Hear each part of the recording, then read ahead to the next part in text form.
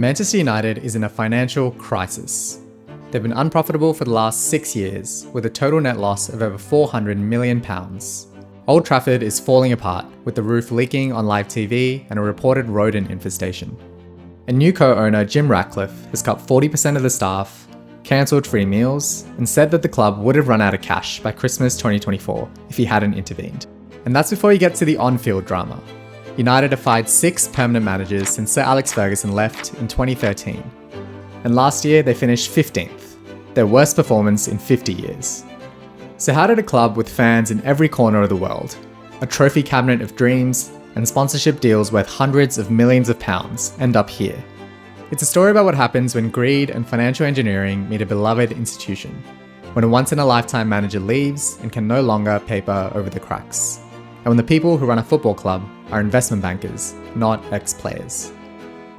This is the business of Manchester United explained. To understand United's problems, we first need to understand how football clubs make money in general. Revenue comes from 3 sources: matchday, broadcasting, and commercial. Matchday revenue is bums on seats, tickets, food, and drinks. Broadcasting revenue is what TV companies pay clubs for the right to show their games. For the Premier League, the UK rights deal is worth £1.7 billion every year across 20 teams. Commercial revenue is what the club brand earns off the pitch. Think shirt sponsors, stadium naming rights, and merch sales. This is where the big teams differentiate, leveraging their huge stars and global fan base. This is how United's revenue has broken down over the last 10 years. Commercial and broadcasting revenue account for around 80% of the pie. Then there's the cost side. The 2 biggest costs are player wages, including salaries and bonuses, and transfer fees. This is where those headline-grabbing player purchases are recorded. Other costs include coaching salaries, stadium maintenance, and paying down interest on loans. More on interest a little bit later. Historically, United has done very well financially, particularly on the revenue side. They were the #1 biggest revenue-generating club in the world for 8 years in a row between 1997 and 2004. And they have one man to thank for this: Sir Alex Ferguson. Between 1986 and 2013, Fergie transformed United from a struggling team into the most feared side in the world. With elite man management and proactive squad rebuilding, he won a staggering 38 trophies, including 13 Premier League titles, 5 FA Cups, and 2 Champions Leagues. This created a virtuous cycle for United, where on-field success created off-field interest in sponsorships, which enabled even more on-field success. Combined with a shrewd marketing strategy to play international friendlies and build a fan base in Asia, United consistently stayed one of the most valuable brands in football. But sadly for United, those glory days are over. This is the 2025 revenue rankings. United have sunk to their lowest ever level of 8th, unable to keep pace with rivals Liverpool, City, and Arsenal. And while revenue's been stalling, costs have ballooned. Between 2019 and 2024, United's total losses were the 2nd worst in the Premier League, only behind Everton. So what's going on? To understand, we need to look at United's cash flow statement. Think of this as the club's bank account records. It's split into 3 parts: operating activities, investing activities, and financing activities. And here's the thing, United's core operations, from the 3 revenue streams I talked about before, actually generates huge amounts of cash, up to £95 million a year. This is even after paying league-high interest costs of £30 to £35 million a year. But look what happens next in the investing activities. Player transfers absolutely devour that cash, and then some. Year after year, United spend more on buying players than the core business generates, and that gap has to be filled somehow, by financing. So the club borrows more money and issues more shares just to keep the lights on. This is the heart of United's problem. The core business actually prints money, but it's being bled dry by transfer spending and propped up by debt and dilution, which simply isn't sustainable. So how did United end up here? If you talk to any United fan, they'll be quick to mention the Glazers. And they have a point. Before 2005, United had been essentially debt-free and profitable for decades. But then an American real estate billionaire named Malcolm Glazer bought the club for £790 million in what's called a leverage buyout, or LBO. An LBO is a way to buy a company with a huge amount of borrowed money. It's like buying a house with a mortgage. You take out a loan, put in some of your own money, and then pay down the interest and principal over time. However, in an LBO, instead of using your own money to make repayments, you use the cash flow of the business itself. So when Malcolm Glazer bought United, he only put in around £270 million of his family's money and borrowed the remaining £520 million, which went straight onto United's books. Now in an LBO that's responsibly managed, you typically see the debt being paid off over 5 to 10 years. But the Glazers just let the debt sit there. In fact, by February 2026, United's debt had increased to a massive £1.3 billion. All this debt has a cost. In the Glazer era, United have paid a staggering £815 million in interest alone. To put this into perspective, they've paid more interest than the rest of the Big Six Premier League clubs combined. This is all cash that could have gone into stadium renovation and player investment.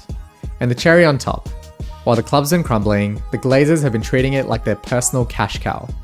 Since 2016, they've paid themselves over £165 million in dividends, one of the only Premier League clubs to do so. In fact, after you take into account the shares they've sold, the Glazers have made around £1.2 billion on their initial £270 million investment. A fantastic personal gain at the expense of Manchester United. Now, while Fergie was around, United could just about afford all this debt. But since he's left, things have started to crumble. The biggest issue is the catastrophic player recruitment, as we saw in the cash flow statement. Over the last 5 years, United have had the highest net spend on transfers in the Premier League, at a time when the club has gotten significantly worse. Paul Pogba cost £89 million and was sold back to Juventus for free. Jadon Sancho cost £73 million and has basically already been offloaded for free. And of course, Lord Anthony. He was bought for £85 million and sold to Real Betis for just £21 million. United really only have themselves to blame. Other clubs have football director roles who look after transfers. But when Sir Alex was around, he had near total control over transfers. When he retired in 2013, the Glazers put Ed Woodward in charge, an investment banker who'd helped them do the LBO. But Woodward was a finance guy through and through, and didn't really know what he was doing. And so a lot of the chaotic spending post-Fergie is down to him. The last piece of the puzzle is declining on-field performance. United have suffered a string of humiliations, not just by big rivals, but by smaller clubs like Watford, Brentford, and even League Two side Grimsby Town. If you don't do well on the pitch, it's much harder to attract sponsors. United haven't been able to replace their training kit sponsor since their deal with Tezos expired in 2025. And since they didn't make the Champions League in 2026, they're going to lose a huge chunk of broadcasting revenue and have already taken a £10 million hit on their Adidas contract. Now, what might be the most damning evidence of United's sorry state is that many ex-players and managers have spoken out about the structural rot at the club. It's not enough to do some little minor amendments, some little issues here and there, some minor cosmetic things. No, this is, in medicine you would see, this is an operation at the open heart. If I tell you, for example, that I consider one of the best jobs of my career to finish second with Manchester United in the Premier League, you say this guy is crazy. He won 25 titles and he's saying that a second position was one of his best achievements in football. I keep saying this. In November 2022, news started to break that many United fans have been dreaming of. As we announced yesterday, the board went through a process and it's decided it's going to look at different strategic alternatives, and that's what we're doing. So, United fans say that you should have sold the club years ago. Well, once again, we've gone through a process. We're going to look at all different strategic alternatives, and we'll see where that leads us. Strategic alternatives is corporate code for the Glazers wanting to sell Manchester United. Two serious contenders emerged to buy the club. Sheikh Jassim bin Hamad Al Thani, who is the son of the former Prime Minister of Qatar, and British billionaire Sir Jim Ratcliffe's company INEOS have both lodged bids for the club. Sheikh Jassim wanted to buy the club outright for £5 billion and wipe its debt completely. Manchester-born Jim Ratcliffe only wanted a minority stake, but total control of football operations. After a long, confusing year with multiple rounds of bidding, Sheikh Jassim withdrew, as the Glazers just weren't willing to sell the whole club for £5 billion. Instead, they accepted Ratcliffe's offer to pay £1.3 billion for just 25% of the club. Frustratingly for fans, this means that the Glazers remain majority shareholders, controlling all commercial and financial decisions. But Ratcliffe and INEOS now have responsibility for football operations. So what has Ratcliffe done so far? The first thing he did was overhaul the leadership structure. He brought in Omar Barada from rivals Manchester City as the new CEO, and eventually appointed a proper football director role to oversee transfers. The other major thing has been aggressive cost cutting. In the summer, 250 redundancies were announced. It was announced that Sir Alex Ferguson's ambassadorial role would be discontinued at the end of the season. And now this, the latest round of redundancies were announced yesterday, with up to 200 more jobs cut and an end to free staff lunches. And lastly, in March 2025, United announced its plans to build a new 100,000-seat stadium to replace Old Trafford. But the club says it's going to cost around £2 billion. And as of early 2026, there's been very little tangible progress, and no one's really sure where the money's going to come from. In short, Ratcliffe is still fighting an uphill battle. Although profits have improved, on-field results continue to worsen. And it's hard to justify cutting free staff lunches when you're still paying players like Mason Mount £150,000 a week to sit on the bench. Ratcliffe also hasn't helped himself by making comments like this. Huge levels of immigrants coming in. I mean, the UK is being colonised. The UK is being colonised by immigrants, really, isn't it? Unfortunately for United fans, there's no quick fix. But there are 3 things it has to get right to try and solve the issues. The single most important financial objective is Champions League qualification. The second is that commercial revenue has to grow.